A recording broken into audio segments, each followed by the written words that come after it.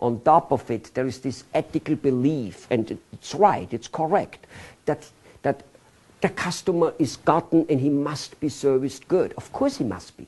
And the customer, as you probably well know, have you ever noticed a customer who has like a couple more things to complain and to kind of just ask lots of questions than he could and should? Yeah, they do that. They tend to do that. And that's fine. We still should service them. But it shouldn't be at the cost of doing sales and marketing, because that's where he will spend his time, sales and marketing. Unbelievably lots of time. Marketing will almost fall away. Sales will become weak. And something very important here. You're going to cloud the guy's, the salesperson's mind. He runs around with a cloud because he's doing customer service. Any and all complaints, which sometimes are not even complaints, they're just demands and adjustments by the customer, will hang over the salesperson as a cloud. And when he goes out selling and or marketing, which will be little, he'll have this cloud hanging over, and he will keep saying, our product isn't good, it isn't fast enough, it is too expensive, it is this, it is this, it is this, it is this. He will become a less aggressive salesperson, I guarantee you. All right, it gets worse. It gets lots worse. In many cases, the person now is supposed to do the collecting of bills. You know, some people, depends on your product and service, there's a bill collecting going on. People have a 30-day net, 60-day net, 90-day net, whatever.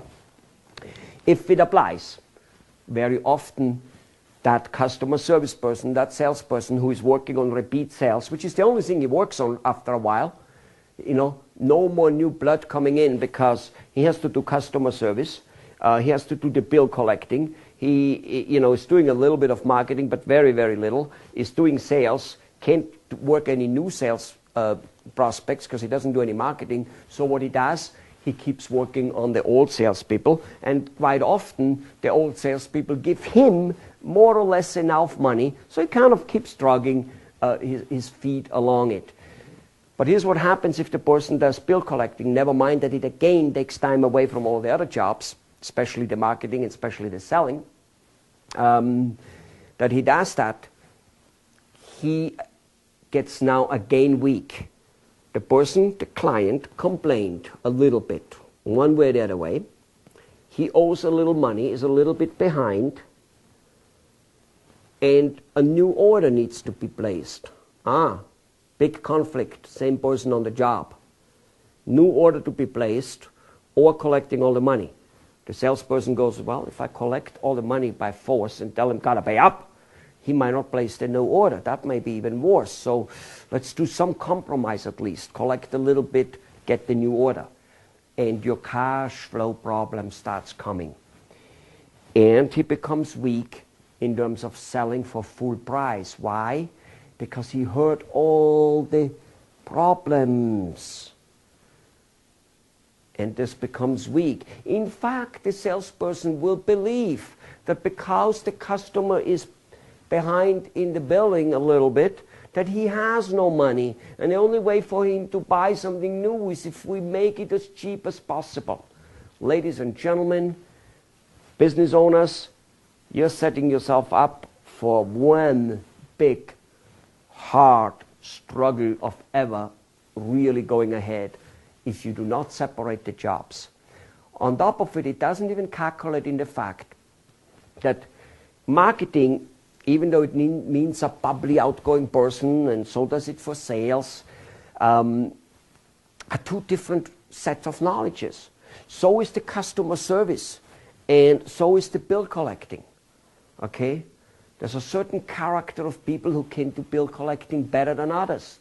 There's a certain character of people for customer service, and they might have more technical knowledge. They should usually, but depends on what it is. They might need that.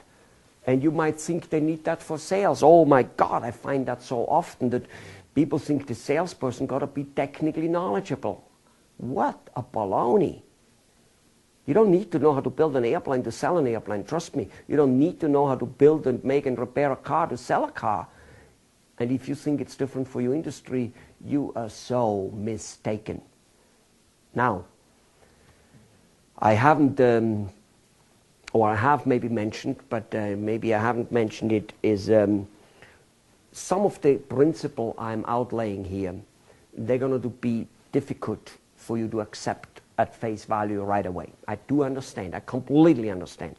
Because you've done it for so long, and your colleagues and your whole industry is doing it for so long, and all of a sudden I say, bow, salespeople shouldn't be trained in technical. I'm not saying they couldn't be trained. I'm just saying it's a waste, and it's in many cases inefficient. The guy starts talking technical so much that he doesn't give a sales talk the way he should, which is different than talking technical. I know you gentlemen, business owners, think that knowing technical, because you do it, and have done it maybe at the beginning, is important to make a sale. It's not. It's not. We see it in dentistry, we see it in medical fields, we see it everywhere, in machinery. We see it all over the place. Being technically inclined makes you usually just talking too much garbage and bullshit, and it doesn't really work. Now, on top of it, it takes a long time to train, so you need a technical guy who understands the stuff. Now you need to train him in sales, which most technical people are not salespeople inclined. That's why they went technical in the first place. Yeah.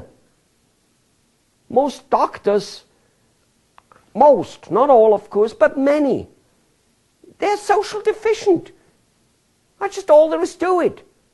They're not good people. They couldn't explain a root canal or a cold in normal terms if you hit them over the head with it. They think that the technical, clinical terms they learned, that's what the public understands, and they can't talk in another way. Yeah? They're too smart for their own good. And most of the time it is the receptionist or some other treatment plan presenter who presents their treatment, and should be. Okay? Now, that's a good example, and there are many other examples like that. So the point of this whole is, why train a person in 4 different jobs? It takes a long time to train him up, and now you created a monster, literally.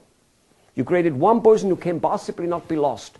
He's the customer service. He knows the customers. If we get him away from customer service, then, oh my God, we will lose customers. If we get him away from the prospects, then they will not ever buy anymore. All baloney. We change presidents every 4 years. We change CEOs of the largest companies every few years. You know, I used to work for companies like Hilton.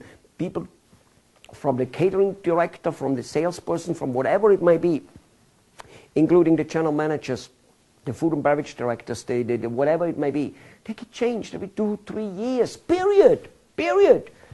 If you don't get changed, you probably get fired. You usually get a better position or position in a different hotel or whatever it may be, but you get changed in order to keep the blood going. So many, like on my last trip in India, again, I heard it, and I heard it 15 years ago when I first consulted in Bombay, is this, we cannot lose this person. Of course not, because he has all these jobs. He's literally holding you hostile. Not that he wants to, not that he's a bad person, but it looks like that. Ladies and gentlemen, you need different people for these activities. It doesn't really work. Why do you think Mr. Henry Ford invented the conveyor belt? The car building. One guy does, welding. The other guy puts the wheel on it. Every guy does one thing. He doesn't even have to move from one job to the other one. The car comes to him. There's a reason for that. See, if you have this person doing these 4 jobs, he has to go around. Mistakes become high. He forgets something here, he forgets something there, and he has to move around. He has lots of idle time. And he took a long time to train him up on these 4 jobs instead of just train him on one. And pick the person who's more, basically naturally inclined and talented for a particular position, because those are very different type of characters of people. You give me a repetitive job and I die. I'll quit. I just can't do it. Some people here, they love a repetitive job, customer service and stuff like that. So anyway, you got to realize that you created a monster here. It took you a long time to create it. It was very expensive. And now you have that person who apparently you cannot live without it. And on top of it, you have the most inefficient person you can possibly create. But you created that person. The person in himself is not inefficient. All right?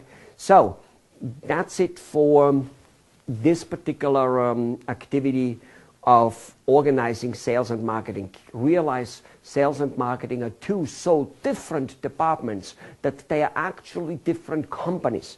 You know, what do you think why there are marketing companies out there like on Madison Avenue? Madison Avenue is like Wall Street. Wall Street is for stocks. Madison Avenue is for a marketing company, not sales companies, marketing companies. Saks Fifth Avenue is for fashion or something like that. So that's where all the businesses gather. People on Madison Avenue can and will market any and all companies. And that's where the people go when you want to be a politician and want to run for president. You go to Madison Fifth Avenue people and get them as marketing people. That's where IBM goes, and that's where everybody goes there. And those people would market any and all business because marketing in itself is a full-fledged business. And you better start treating your company for a treat and create a full-fledged marketing department. That would be the first thing to break out of this whole thing. Let the rest be as it is, the way you go ahead, move it along, break out the marketing first, and that's mainly what our whole seminar today is all about. By the end of this 4 to 5 hours, you should have an extremely hell of a good idea of what marketing actions to do. All right. That's it for that one. Okay, see you in the next video.